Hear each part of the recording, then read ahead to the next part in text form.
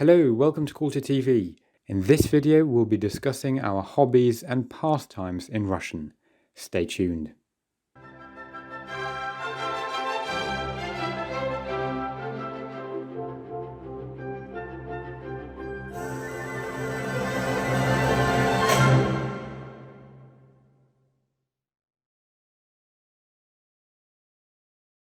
So this is lesson 47 of our online program, Let's Speak Russian. And yes, we will be talking about ourselves in this lesson, and namely that will be our hobbies, pastimes, what we're interested in, how we like to spend our free time, and things like that. Of course, we will have a look at the answers to the homework from last time. That will be at the end of the video, so do stay tuned for that. I hope you managed to do it. And first of all, though, as promised, I am going to talk a little bit about how you should now start expanding your Russian. So that means using some external sources to dive into the Russian language and culture a bit deeper than what you already know, of course. So you're at this stage now where it is important that you start being really exposed to both spoken and written Russian. So you need to start listening to things like the radio, you need to watch the news, listen to songs, read some articles, things like that. And even if you only understand just 5 or 10% of it, that is perfectly fine, that's okay. I don't think you'll be able to understand much more, but those 5-10% are very crucial. That will give you a foundation on which you can start building on. Now, I can talk about this topic for quite a while actually, and I probably will make a video about this in the future on how you should really approach learning Russian. To be honest though, there are so many videos on YouTube out there already that tell you the correct or one of the correct ways, or what the YouTuber him or herself thinks is the correct methodology for acquiring maybe the language rather than learning it and so on. You can do some research yourself. But in relation to Russian and, to be honest, languages as a whole, when you get to the stage where you can start listening to, well, let's say the radio, and you can pick out separate words, and it is no longer just white noise to you, then that's a good sign. That means that you're on your way to mastering the language. So what I mean by that is, if I were to play a recording of someone speaking Russian to someone who does not know this language at all, they would just interpret it as noise, just some kind of speech, and they wouldn't be able to identify anything. You, however, should be able to recognize that, right, this is a separate word, then you should be able to write it down, and you would know what this word would look like if it were to be written. And if you were, let's say, to hear a new word, you would be able to go into Google Translate and find out what that word means yourself. So that's what we're looking for at the moment. You definitely won't be able to understand a large or at all significant portion of the text or spoken language, whatever you're listening to. That's not what we're looking for yet. You just need to be exposed to all of this so that your ear starts tuning in to how Russians speak, because conversational Russian, as you know, is quite fast at the moment. If you've been only using our courses, which is great, no doubt about that at all. But you haven't yet heard how Russians actually speak themselves. And you do need to give yourself ample time to get used to that. And so you should really start now. Anyway, this is a very wide topic, and now let's get straight to the point. So first of all, I want to make an announcement. We will soon be starting recording a series of podcasts for all levels. So that will be both your level, beginner level, and advanced level for Russian. So do keep an eye out for that. That will be coming very soon. Otherwise, I can now give you some recommendations for some other sources. Now, of course, that involves things like TV programs, songs of any genre at all, even cartoons. That is actually a good idea because, as a rule, the language that is used in cartoons is relatively straightforward and simple for children. They, of course, don't know about things like politics or, I don't know, climate change, human rights, and issues like that. So they tend to talk about very simple topics. Radio stations as well. This is now the complete opposite, where you will be hearing some global issues being discussed. But as I say again, you don't need to be able to be fully comprehending everything that's going on. Then some newspapers. If you have access to printed newspapers in Russian, excellent. If not, then there are so many apps out there. websites that have the online versions of their newspapers, and then vloggers or any other YouTube channels. Now, I am going to do a bit of advertising of other sources here. I am going to leave all the links in the descriptions. Now, please note that I'm not getting paid for any of this. There is no monetization at all. These are just my recommendations for you. So first of all, Channel 1 Russia has their own YouTube channel. It is the first most popular well, probably the most popular TV channel in Russia. And there are a very wide variety of programs, like reality TV shows and then documentaries, obviously the news. It's just a general TV channel, and you can find all episodes for free in any region, I believe, on YouTube. Then we have Россия 24, Russia 24. That is the, well, as you can guess from the name, the constant 24/7 loop of news. There are often live streams going on there, but you can listen to, you can watch the live streaming on this channel on YouTube as well. Now, in relation to Russian music, now this is a very wide topic once again, and you're just going to have to do some research yourself. I can only recommend to you this one YouTube channel that has playlists and just albums of so many different genres, starting from maybe like the 50s all the way up to the modern nowadays songs. And you can just do a bit of scrolling around and browsing there. You'll probably be able to find something for you. If you're more like me and you prefer classical music, you can definitely listen to it. There is nothing wrong with that. That's absolutely great. But you're not really going to learn any Russian words. You might just be able to get acquainted with the Russian culture a bit more through all those emotions that are expressed through the music. But if you are a more contemporary music lover, then definitely check this channel out. I will, as I say, put the links in the description. On our channel already there are 2 videos for learning Russian from songs, and there are more to come. By the way, could you please give me your recommendations if you do find any songs that you happen to like? I can definitely do a video on them to look at the words and vocabulary used in more detail. Then in relation to cartoons, there are so many of them. Russia is probably very well known for its cartoons, particularly ones in the Soviet Union. They are really beloved by even adults now. I definitely grew up on these Soviet cartoons, and I really, really like them. And unfortunately, at the moment, there aren't that many with English subtitles on, and that is the issue. But on our channel, hopefully very soon, I am planning to start doing overviews of these as well. There is already one video on a more modern cartoon called Smishariki, and I am going to be doing even more of those. There's so many plans for the future at the moment. But yes, if more of you are interested, then that's what we'll do. Then one famous and probably the largest radio station in Russia that I listen to is Vesti FM. You can download the app for that, or you can listen to it directly online. Yeah, they do speak quite fast on there and about serious or, well, quite complicated and sophisticated issues. And I have to say that probably every 5 minutes I will hear a new word that I've never come across before. So for you, it will be quite challenging. But as I say, you just need to hear Russian spoken speech and just get your ears to get used to that. And then one newspaper is Komsomolskaya Pravda. They have their own website, they have their own app. There are so many more out there. I'm just going to leave all the links for that below. So anyway, that was a very long introduction to this video, but I think it's very important that we discuss this. Now you know where to go, and you definitely need to start just submerging yourself in all of this. It's very important. I'm sure you understand why. Okay, now for the actual content of today's lesson, which is hobbies and pastimes, of course. We're just going to do a bit of vocab and grammar at the same time, some very useful phrases that you can use to describe yourself in a bit more detail, what you like to do, your interests and so on. So yes, this will come very handy if you are going to be meeting some people for the first time. things like that.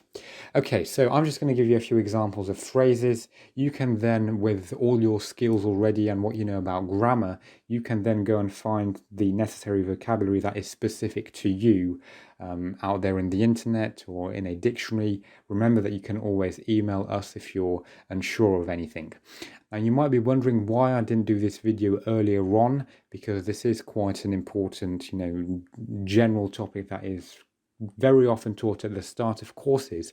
Well, it's just so full of grammar that throwing this on you straight away would be very confusing. Now that we've done all the grammar necessary for this, and all of this will make sense to you, hopefully. Okay, so let's get started then. You already know the phrase "мне нравится." Мне нравится, which means I like. I hope you remember how this works, whereby we use the dative case, where we, or you, or I, are the object of the sentence, and whatever you like is the subject, okay? Now, it doesn't always have to be a subject. You can also use a verb, what you like to do. For example, мне нравится, and then you can say играть. Мне нравится играть, which means to play. And then you can talk about maybe football. Football. Мне нравится играть в футбол. Мне нравится играть в футбол. I like to play football. Notice again, I'm going to draw your attention. I will say v football so that you know that we're using the preposition v in, but in spoken language it does flow together and you'll say football. And as you've noticed, yes, we do use the preposition v. In Russian, we play in a sport, okay? Or in an activity. Whatever game you do, it will be in. Мне нравится играть в футбол. Or в шахматы. В шахматы. В шахматы, which is chess. Or maybe в баскетбол. В баскетбол. Basketball, okay? The majority of sports and games in Russian are cognates, or they have actually been taken from English. Football definitely has. Many other sports have been as well. What about instruments then? So if you're, for all of you musical people out there, if you play the piano like me, then you can say мне нравится играть на пианино. На пианино. The piano. So this time we play on an instrument. So key point, you play in a sport or a game, but on an instrument, okay? Now remember that the preposition na is a dual preposition. In this case though, we are using the prepositional case. So the word pianina, piano, has been declined, although you can't see it, it has been declined in the prepositional case. Pianina in the nominative case is exactly the same. Now this is an exception actually here, because usually, as you remember, if a word ends in or in the neuter gender, for the prepositional case you just change that or to a ye. Pianina is an exception. You have to say na pianino. Although I have to say, you will probably hear Russians who are, well, maybe we'll say uneducated. They will say na pianinie, and that is obviously something that people can understand, but it's wrong grammatically. Anyway, na skripke, which is the violin. So here we're using the declension na skripke. In the nominative case, a violin would be skripka, yes, but because we're using the prepositional case, which is triggered by the preposition na, we're saying na skripke, okay? Or maybe na gitare, the guitar, okay? Мне нравится играть на пианино, на скрипке и на гитаре, you could say, if you play all three instruments. And once again, you can just go into Google Translate and whatever and find the instrument that you play, and you should be able to know how to decline it. Now, alternatively, you could just say я играю в футбол or я играю на скрипке. You don't necessarily have to say мне нравится. Right, some other ways to express your hobbies and pastimes. We could say я люблю, which means I love. Я люблю. Remember, this is a stem changing or radical changing verb.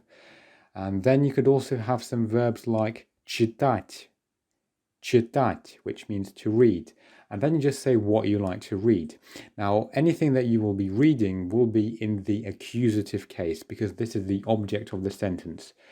Я люблю, I, subject, love, and then something else that will be the object, okay? Читать, and then whatever it is that you like to read, together will be called the predicate. Okay, я люблю читать книги, книги, which is books. And of course, you know that one book is книга, книга, okay? But many books will be книги. We have seen already how to make nouns plural. Я люблю читать книги.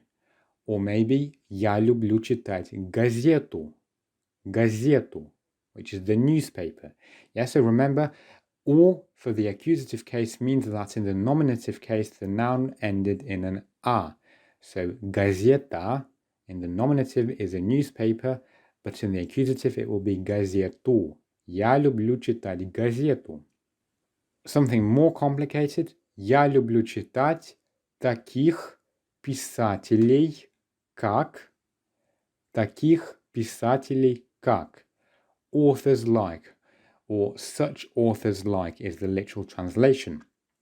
Now, таких писателей, here we just have a new declension for you. It is still in the accusative case, but we haven't seen the rules yet for declining plural nouns or adjectives, but we will come on to that soon.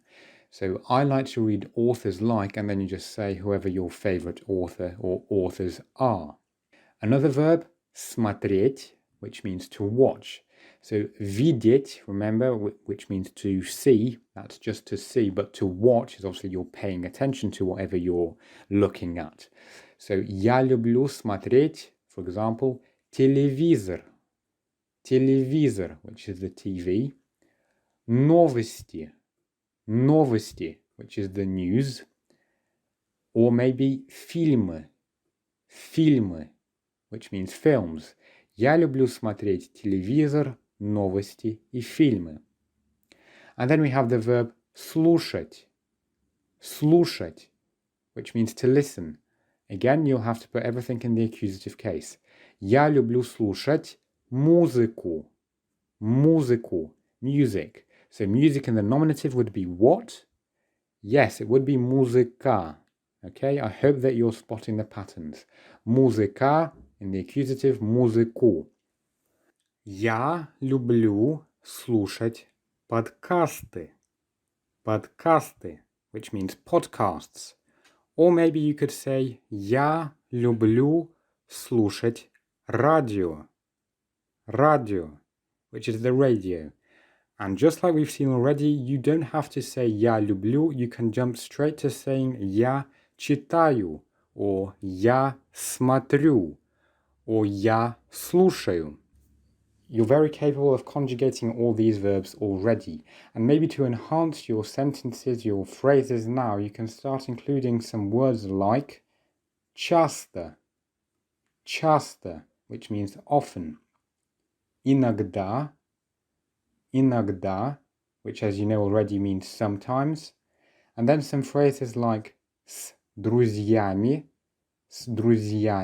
which means with my friends, or with friends without the possessive pronoun. Now remember that s triggers the instrumental case, and the plural declension of друзья, which is already irregular, looks like this. Then в команде, which means in a team, again в команде, in the prepositional case, because you're in the team already. You're not going to the team, you're not on your way to the team, you're in it already. You play in the team. Or maybe в оркестре, in an orchestra.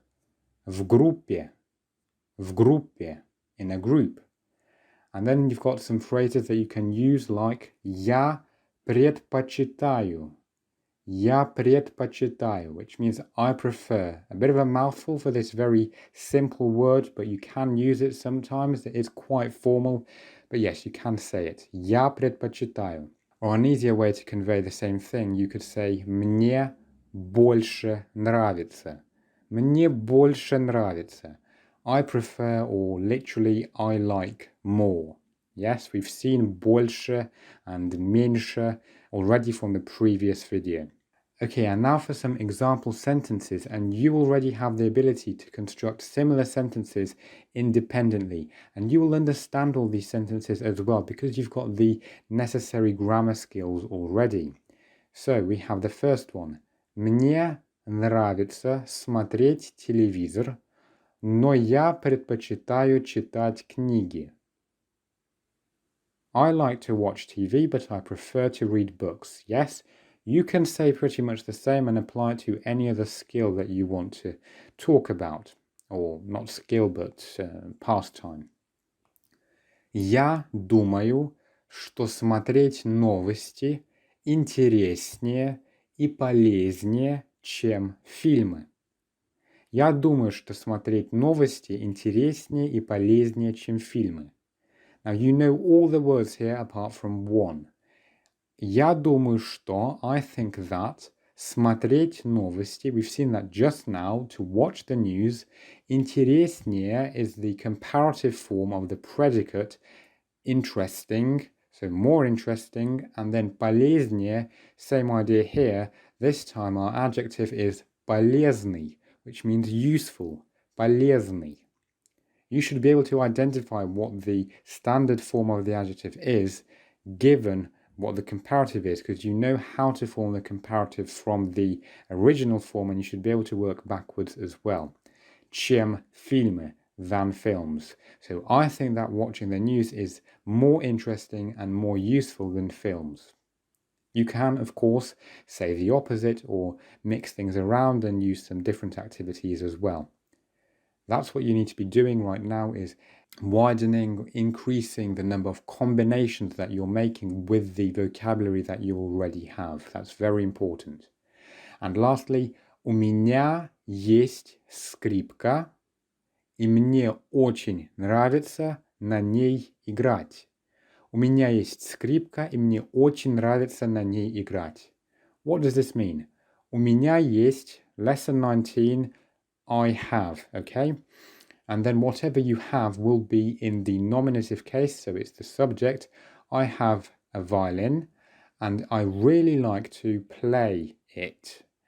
How is this it conveyed? Well, we know that instruments use the na preposition, so we play on an instrument. And then how would we say it? Well, because na is followed with the prepositional case, you have to decline that it in the prepositional case as well. But remember that every noun in Russian has its own gender. I've been telling you about this so many times now. So therefore, because a skripka ends in the letter a, it is feminine, you will have to say it as if it's actually a she. So the violin is a she. So you have to say that I like to play on her.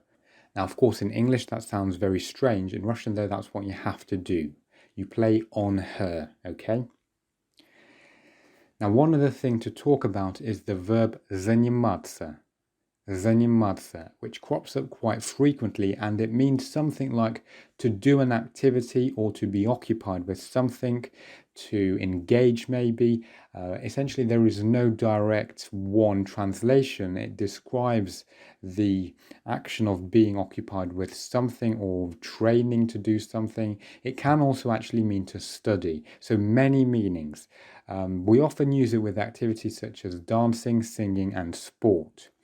Now, you have to remember that this verb is followed with the instrumental case. That is because, or well, you can think of it as, with what activity do you occupy yourself? Yes? So because it's with, sir, as you know, is the instrumental case, or essentially think of the activity that you're doing as an instrument of occupation. So you're occupying yourself with an instrument, with a tool, and that tool is your activity.